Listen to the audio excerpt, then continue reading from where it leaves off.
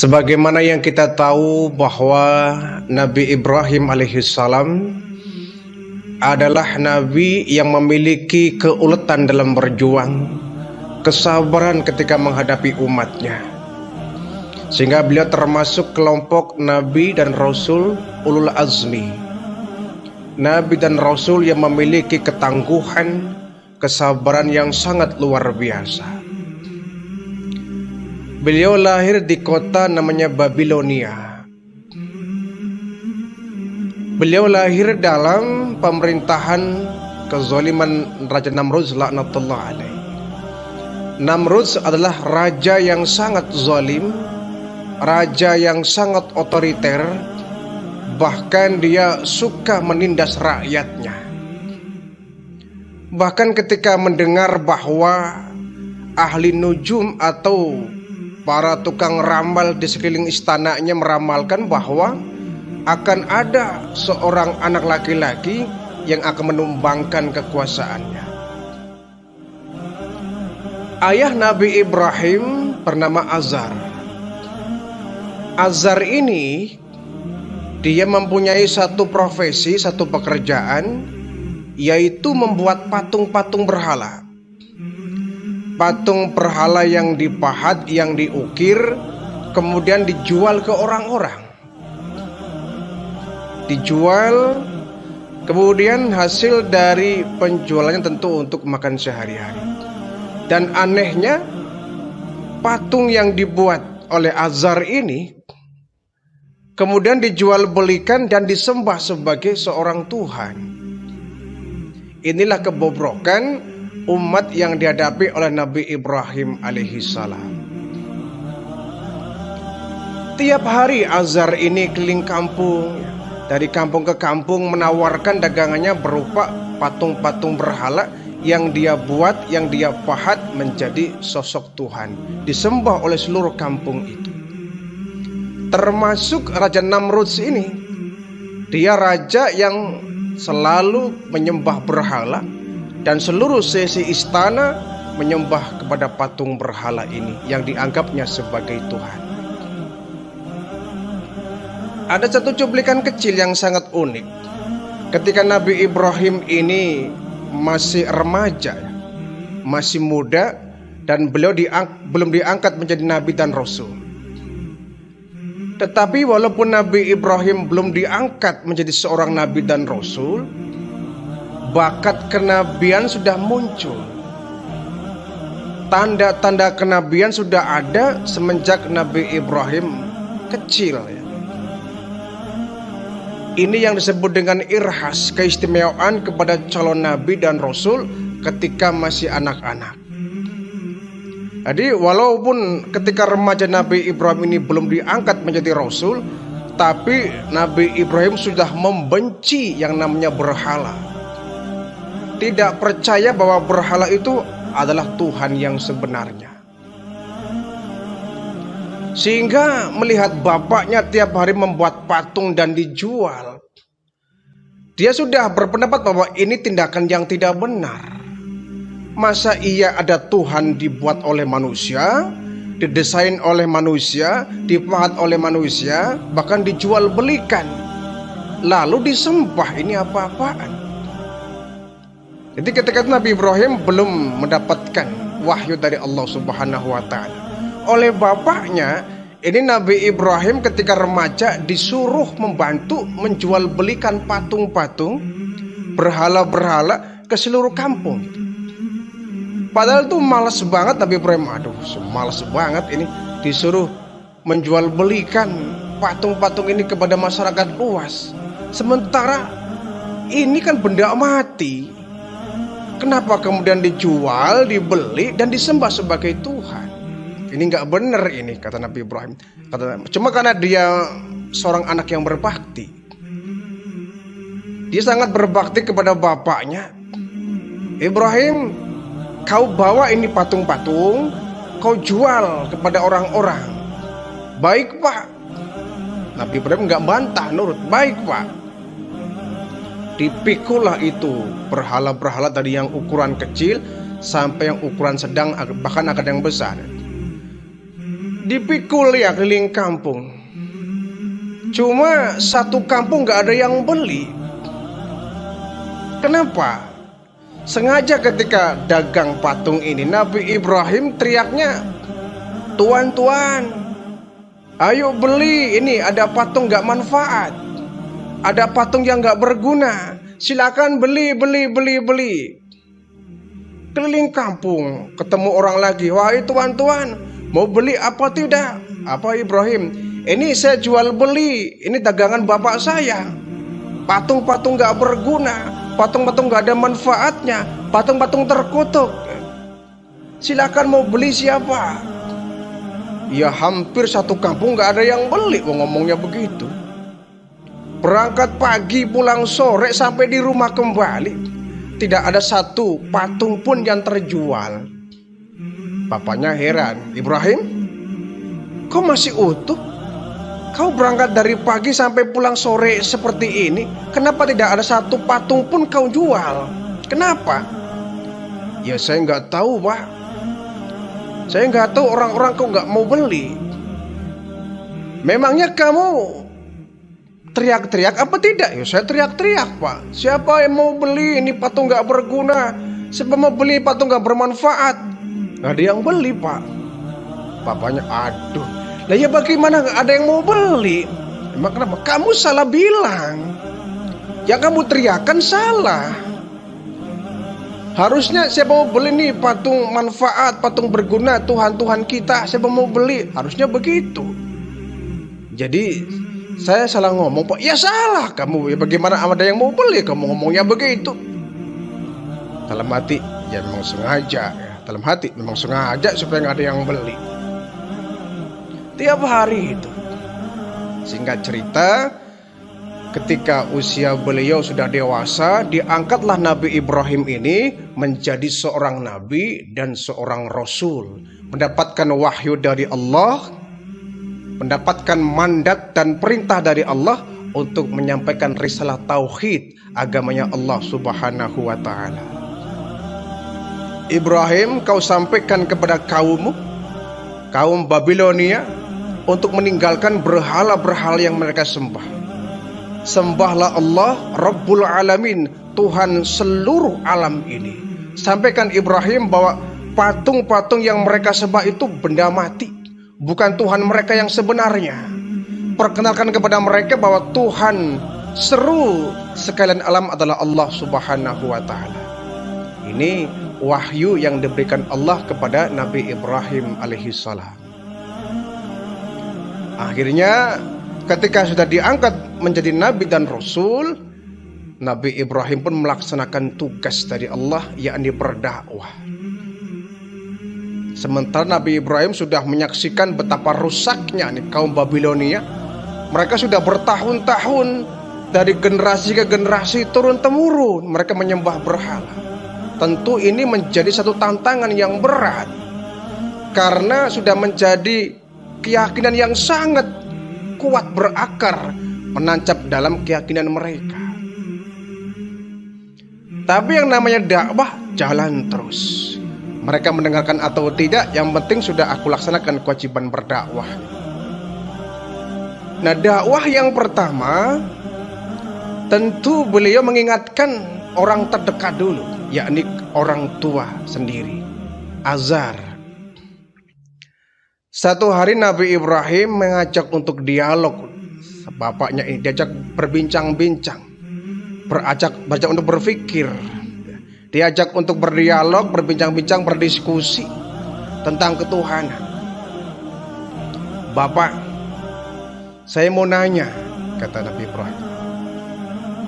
"Kau nanya apa?"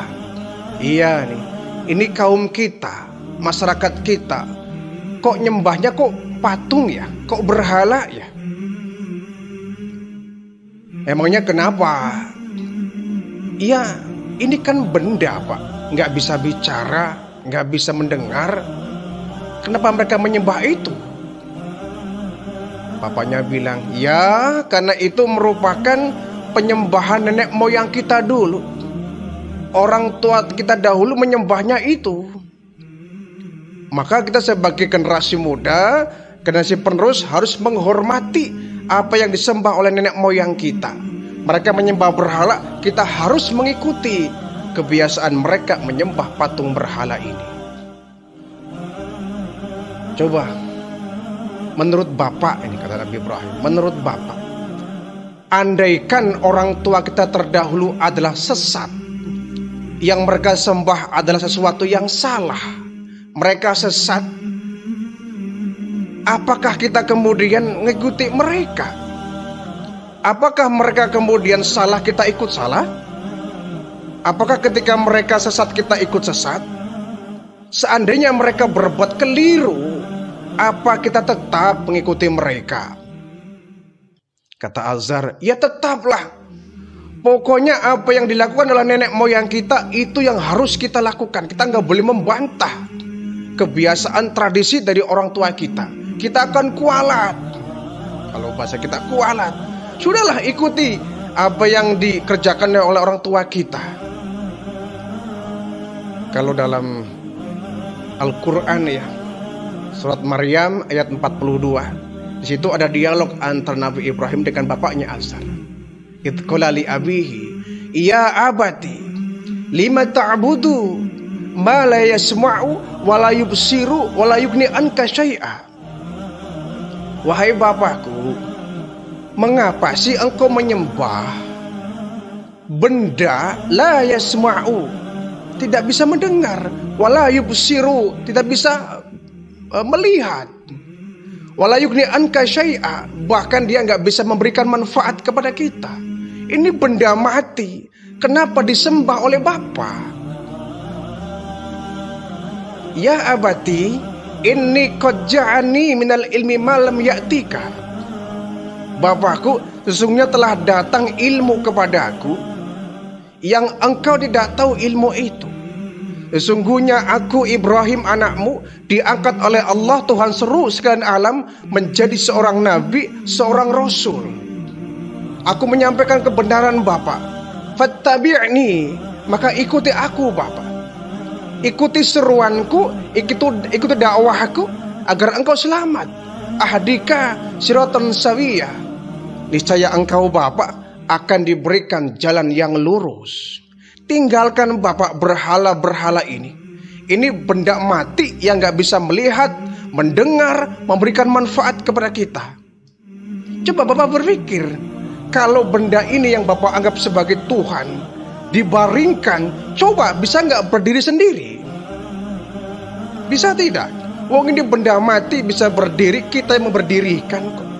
Kalau mereka jatuh roboh, ya mereka nggak bisa bangkit sendiri. Kenapa? Benda mati. Kenapa benda mati seperti ini Bapak sembah? Bapak katakan bahwa itu adalah tradisi nenek moyang kita. Saya katakan, kalau mereka salah bagaimana? Apa ketika mereka nyemplung ke sumur, kita ikut nyemplung ke sumur?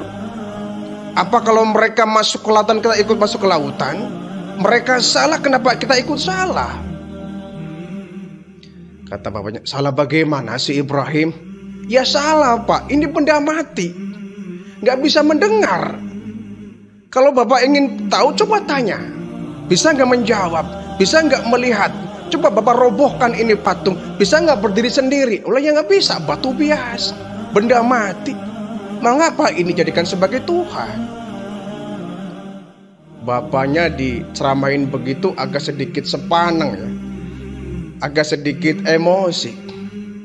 Kita sambung pada Maryam ayat 46 ya. Qala araghibun anta an alihati ya Ibrahim. Ibrahim, apa kau benar-benar membenci kepada Tuhan-Tuhanku? Kau sangat benci dengan Tuhan-Tuhanku. Kenapa? Apa kau benar-benar gak suka dengan apa yang aku sembah? Sementara ini adalah sesembahan nenek moyang kita. Bahkan seluruh masyarakat Babilonia nyembahnya ini ya. Tidak Pak, Tuhan yang sebenarnya adalah Allah Pak, yang menciptakan saya, menciptakan Bapak, menciptakan seluruh makhluk alam jagat raya ini. Allah Pak, sembahlah Allah Tuhan yang sebenarnya, bukan patung-patung terkutuk ini. Bapaknya marah. La illam tantahi Ibrahim, kalau kamu gak suka, kalau kamu benci, la arjumannaka, kau akan aku rajam Ibrahim. Sudah lancang omongan kamu Ibrahim, kalau kau nggak mau diam, masih mengusik Tuhan kami, kalau kau nggak suka, la arjumannaka, akan aku rajam kamu. Sampai bapaknya marah, ngancam untuk dirajam. Wahjurni maliya, silakan kau pergi dari sini, pergi, jangan pernah kau kembali. Diusir Nabi Ibrahim oleh bapaknya. Iya, barangkali kalau orang lain yang ngusir, ini bapak sendiri diusir Nabi Ibrahim gara-gara bapaknya kalah debat. Bapaknya nggak suka dengan nasihat yang diberikan oleh anaknya sendiri Ibrahim. Ketika diusir, apa reaksi Nabi Ibrahim? Wahai bapak, kalau bapak ingin mengusir saya, silakan bapak. Kalau bapak menghendaki saya pergi, silakan bapak. Aku ikhlas, aku ridho. Siap bapak, aku siap untuk pergi dari sini. Salamun alaika, selamat jalan bapak, selamat jalan. Aku akan pergi. Sa'astaghfirullah rabbi, tetapi aku akan memohon ampun kepada Allah untuk bapak. Padahal aku sayang sama bapak, aku cinta sama bapak, aku ingin menyelamatkan bapak jangan sampai mengikuti langkah-langkah setan. Aku ingin bapak tidak dimurkai oleh Allah. Aku ingin bapak supaya selamat dari azab neraka. Aku ingin menyelamatkan bapak, tapi rupanya ini vonis bapak. Bapak ingin mengusir aku? Silakan bapak, aku terima, nggak apa-apa, aku pergi dari sini. Pergi kau Ibrahim, jangan pernah kau kembali untuk selamanya. Diusir Nabi Ibrahim itu. Itu tantangan dakwah ya, risiko dakwah. Nabi Ibrahim pergi dari rumah. Dia merasa sudah gagal mendakwai bapaknya sendiri Azar. Pergi Nabi Ibrahim. Tapi sebagai anak yang berbakti, dia tetap memohon, ya Allah ampuni dosa bapakku. Nabi Ibrahim pergi. Tetapi Nabi Ibrahim tidak putus asa. Bapaknya menolak dakwahnya. Barangkali orang-orang ada yang mau dakwahku. Jadi satu hari Nabi Ibrahim pergi dan menemukan ada satu tempat yang sangat luas. Di situ banyak orang berkerumun. Mereka sedang menyembah, sedang melakukan peribadatan, yang menyembah kepada berhala-berhala yang mereka pajang di sepanjang jalan itu. Banyak orang itu. Di kesempatan ini saya ingin dakwah kepada mereka. Ditunggu 1 menit, 2 menit, 3 menit, 1 jam. Ketika mereka selesai menyembah, Nabi Ibrahim pidato. Tuan-tuan, jangan pulang dulu. Ada apa Ibrahim? Saya ingin menyampaikan berita buat kalian. Berita apa? Berita penting. Saya ingin tanya ini. Al-Anbiya ya, ayat 52. Saya ingin nanya kepada kalian, ma hadhihi tamasilati antum laha akifun. Tuan-tuan, apakah patung-patung berhala ini yang kalian semua sembah? Kenapa kalian menyembah kepada benda yang tidak mampu melihat, mendengar, tidak mampu memberikan manfaat dan perlindungan, tidak akan bisa memberikan rizki kepada kalian? Ini benda mati loh. Yang tiap hari kalian sembah ini benda mati, patung biasa, batu biasa yang gak akan mampu memberikan manfaat. Minta apapun kalian gak akan pernah bisa mendengar. Kalau gak bisa mendengar, bagaimana mungkin akan mengabulkan apa yang tuan-tuan minta? Kenapa menyembah semua itu? Kata Nabi Ibrahim. Kaumnya menjawab, wajadna aba'ana laha abidin. Ibrahim, ini sudah menjadi tradisi kebiasaan nenek moyang kita dulu. Mereka semua nyembah patung ini, ya kami nyembah inilah. Kita sebagai anak muda, orang-orang generasi penerus yang berikutnya harus melestarikan budaya nenek moyang kita.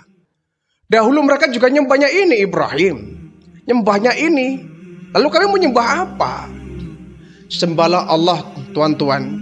Allah lah yang menciptakan kalian, menciptakan seluruh alam ini. Sementara patung-patung laknat ini yang kalian sembah sebagai Tuhan, ini makhluk mati yang gak bisa berbuat apa-apa. Laqad kuntum antum wa aba'ukum fi dhalalim mubin. Kalian tahu nggak bahwa orang tua kalian dan kalian semua adalah fi dhalalim mubin, sesat semua. Orang tua kalian sesat, kok kalian mau ikut sesat? Mereka salah, kenapa kalian pun ikut salah? Mereka nyembah berhala, kok kamu ikut nyembah berhala? Mereka nggak ngerti, kamu ikut nggak ngerti. Kenapa? Kamu sudah hidup di zaman yang maju sekarang ini, kenapa harus kembali ke zaman dahulu? Menyembah berhala yang nyata-nyata nggak bisa memberikan manfaat kepada kalian. Kenapa? Pokoknya kalau kalian nggak mau meninggalkan berhala-berhala ini, ingat, satu saat nanti akan saya sikat dan saya akan hancurkan semua. Ini ancaman Nabi Ibrahim. Memang kalau yang namanya dakwah itu ada kalanya lembut ya, ketika mengajak orang untuk ibadah ya lembut. Tapi ketika menghadapi kemungkaran, kemaksiatan harus tegas. Kalau kalian nggak mau meninggalkan Tuhan-Tuhan ini, patung-patung laknat ini, ingat, satu saat nanti akan saya hancurkan semuanya. Dan ternyata bukan cuma isapan jempol ya, bukan hanya ancaman semata, dibuktikan oleh Nabi Ibrahim ancaman itu. Satu pagi ketika Raja Namrud laknatullah alaih ini akan melaksanakan kegiatan berburu ya, Nabi Ibrahim mengajak tentaranya, bahkan rakyatnya, sebagai hari pesta, hari berburu. Rakyatnya diajak untuk berburu di hutan, rame-rame di hutan. Di satu pagi ini Raja Namrud ini bersama tentaranya dan seluruh rakyatnya Babilonia semua diajak untuk pergi ke hutan berburu, sehingga kampung itu sepi sekali. Sepi sekali. Nabi Ibrahim, ini kesempatan lagi pada nggak ada orang ini. Dia masuk ke istana Raja Namrud sambil membawa peralatan lengkap ya, ada mungkin kalau kita mah linggis ya, bawa linggis, bawa kampak dan lain sebagainya. Masuk ke istana Namrud, dia nyari-nyari mana nih ruangan yang dipakai untuk ibadah ini. Dicari di setiap lorong-lorong istana ya. Akhirnya ketemu ada satu ruangan besar. Di situ banyak sekali berhala-berhala berdiri tegak. Dari berhala yang kecil-kecil sampai berhala yang paling gede, yang paling besar. Kata Ibrahim, ini biang keladinya ini. Kamu nih sudah menyesatkan banyak orang, kamu harus saya hancurkan. Oh, kampak Nabi Ibrahim. Seluruh patung-patung berhala-berhala yang kecil itu dikampakin semua, habis berantakan itu. Dipenggal, jatuh bergelimpangan itu, berantakan saja itu. Nah, kecuali patung yang paling besar. Patung yang paling besar itu nggak dikampakin karena memang ukurannya besar juga, agak sulit menghancurkannya. Ini patung yang besar ini, ya bagaimana saya hancurkan? Dia lebih tinggi dari saya. Baiklah, ini patung ini nggak akan saya hancurkan, akan saya bikin sebuah alat dia untuk menipu orang-orang ini. Jadi akhirnya patung yang besar ini dibiarkan, nggak dihancurkan. Cerdasnya Nabi Ibrahim di sini. Ini patung akan saya jadikan sebagai alat untuk mendebat mereka. Jadi kampak yang dibawa Nabi Ibrahim itu nggak dibawa pulang, tapi digantungkan di leher patung yang paling besar itu. Digantunglah kampak di situ yang paling besar, sementara patung-patung yang kecil habis semua berantakan. Nabi Ibrahim pun keluar.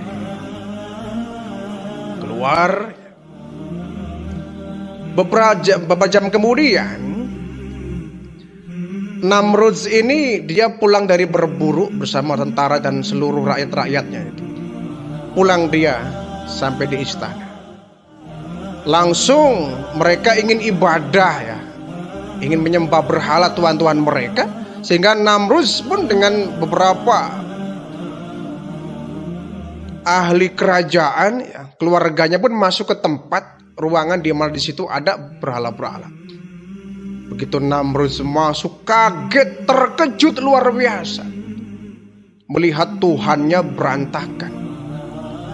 Waduh, ini kerjaan siapa ini? Kok bisa bergelimpangan begini? Ini ada penjahat masuk ke sini. Siapa ini? Kurang ajar sekali dia. Kok berani menghancurkan Tuhan-Tuhan kita ini? Marah itu Namrud. Tentaraku, cari tahu nih siapa yang berbuat seperti ini. Cari orang yang telah berani menghancurkan Tuhan-Tuhan kita. Cari sampai dapat. Baik tuanku. Wah, tentara pun disebar itu. Disebar tentara. Mereka bergerilya dari kampung-kampung mencari tahu siapa pelaku biang keladi yang telah menghancurkan Tuhan-Tuhan ini. Ada yang ke barat, ada yang ke timur, ada yang ke selatan, semua penjuru. Akhirnya dicari-cari, ketemu juga Nabi Ibrahim. Ketemu, kenapa? Ada yang mata-matai rupanya. Tuhan, iya, saya benar dengar berita, iya, waktu Raja Namrud dan tentaranya keluar berburu, iya, ada anak muda namanya Ibrahim masuk ke istana Tuhan, barangkali dia. Oh begitu, iya. Mana rumahnya? Di sana Tuhan. Digerebek rumah Nabi Ibrahim, ditangkaplah Nabi Ibrahim. Ditangkap, diseret, langsung disidang di depan Tuan Raja. Tuan Raja, ini nih biang keroknya Tuan Raja. Ini manusia yang telah menghancurkan Tuhan-Tuhan kita. Kira-kira ini enaknya kita berikan hukuman apa ini? Dibawa Nabi Ibrahim di tengah-tengah persidangan. Namrud dengan mata yang merah penuh dengan emosi. Hai Ibrahim, a'anta fa'alta hadza bi alihatina ya Ibrahim? Ibrahim, apakah benar kau yang telah menghancurkan Tuhan-Tuhan kami, berhala-berhala kami? Aku dengar berita ketika kami sedang pergi berburu, kau masuk ke istana saya. Udah, kamu ngaku saja, kamu kan yang menghancurkan Tuhan-Tuhan kami. Kata Nabi Ibrahim, siapa bilang? Siapa yang mengatakan itu? Buktinya mana? Saya anak yang nuduh, nggak boleh begitu. Saya nggak bisa mengakui kesalahan saya kalau nggak ada bukti. Ya ini buktinya nih, Tuhan-Tuhan saya bergelimpangan berantakan begini. Kau pasti yang telah menghancurkan Ibrahim, kata Namrud.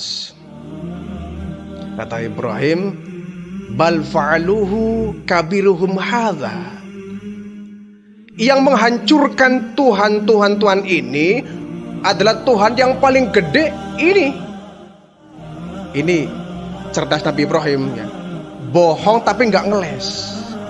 Tuhan Namrud yang telah menghancurkan Tuhan ini adalah Tuhan yang paling gede ini. Jadi gedenya nunjuk ke patung yang paling besar, ininya nunjuk ke sendirinya. Jadi nggak bohong Nabi Ibrahim. Yang menghancurkan perbuatan yang sudah tercela ini, Tuhan-Tuhan yang kecil ini hancur berantakan, adalah perbuatan patung yang paling gede ini. Jadi gedenya nunjuk ke patung, ininya nunjuk ke dirinya. Kata Namrud, wah kamu nih gila Ibrahim. Ngaco kamu Ibrahim. Ngaco bagaimana Tuhan? Masa patung-patung kecil ini dihancurin oleh patung yang besar ini? Nggak mungkin. Ya mungkin bagaimana? Ya nggak mungkin lah dia bisa bergerak, bisa berjalan. Nggak mungkin. Jadi nggak bisa bergerak, nggak bisa bergerak. Mendengar bisa nggak? Mendengar juga nggak bisa. Melihat? Ya, melihat juga nggak bisa. Oh gitu. Jadi Tuhan yang Tuhan sembah itu nggak bisa bergerak, nggak bisa melihat, nggak bisa mendengar. Iyalah.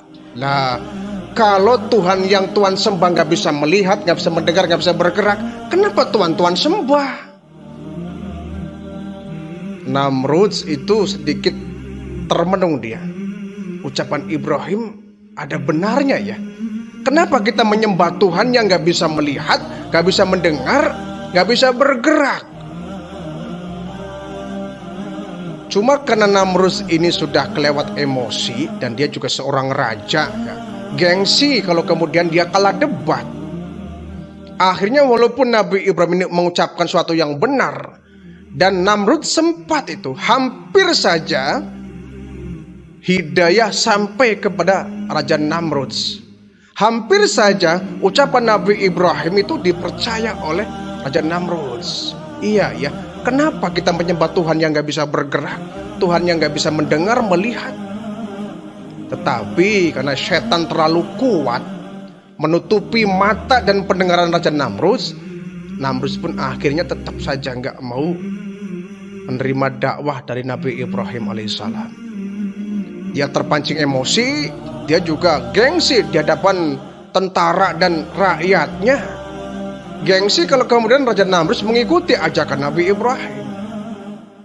Hanya dia marah, Ibrahim, kau harus saya hukum. Silakan Tuhan, kalau memang itu kehendak Tuhan, insya Allah Tuhan akan bersama saya. Akhirnya udah bakar saja Ibrahim. Tadinya ada yang usul, Tuan Raja, Ibrahim bagaimana kalau kita cincang saja badannya, kemudian dagingnya kita buang ke hutan supaya dimakan oleh binatang buas di sana. Ada pula yang berpendapat, wahai Tuan Raja, kita masukin ke air panas aja nih Ibrahim, biar hancur kulitnya. Ada juga yang berpendapat, Tuan Raja, udah Ibrahim, kita kuliti aja itu badannya biar dia merasakan pedihnya, sehingga untuk menjadi sebuah pelajaran orang-orang yang lain.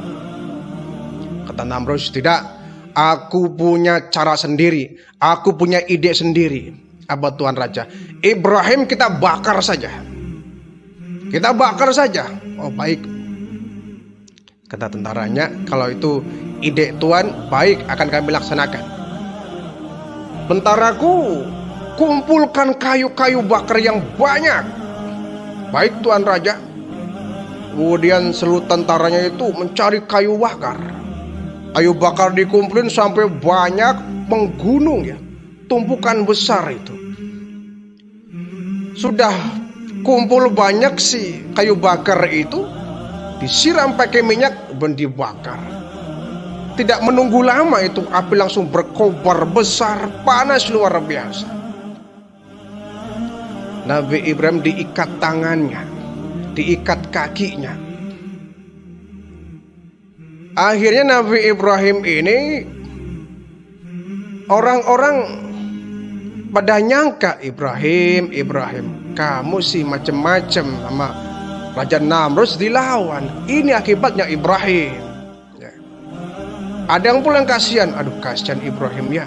Hari ini hari terakhirnya dia mau dibakar. Ada pula yang kasihan. Sementara ini tentara Namrud bingung. Ini Ibrahim cara ngebakarnya bagaimana? Kalau kita antrin ke api, ya kitanya ikut gosong, ikut terbakar. Kalau kita lempar, waduh berat ini. Akhirnya mereka punya ide, bagaimana kalau dibuat ya, semacam, kalau anak kampung bilang selepetan ya, semacam selepetan, ya, pakai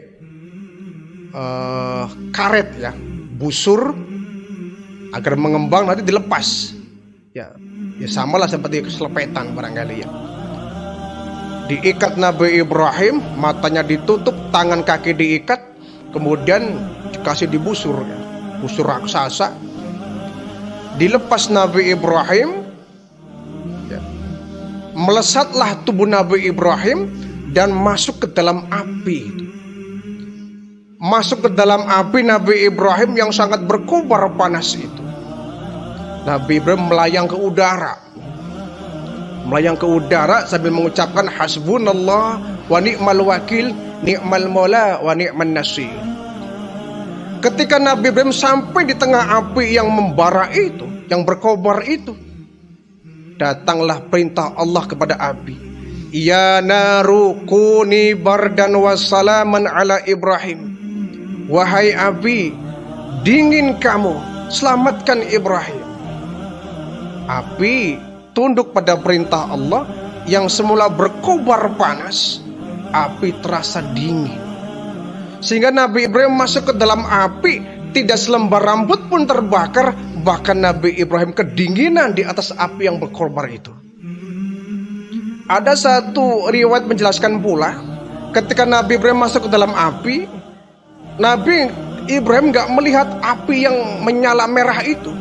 Ketika masuk ke dalam api, yang dilihat itu taman. Masuk ke api, Nabi Ibrahim melihat sekelilingnya itu bukan api tapi taman. Taman yang begitu indah, penuh dengan bunga-bunga, kupu-kupu yang berterbangan, harum semerbak mewangi. Padahal orang-orang menyangka, wah Ibrahim, hancur kamu Ibrahim badannya dimakan api yang berkobar ini. Makanya Ibrahim jangan macam-macam kamu. Ini akibatnya kau hancur Nabi Ibrahim. Jadi abu badan kamu Ibrahim. Sementara Nabi Ibrahim kedinginan di dalam api itu.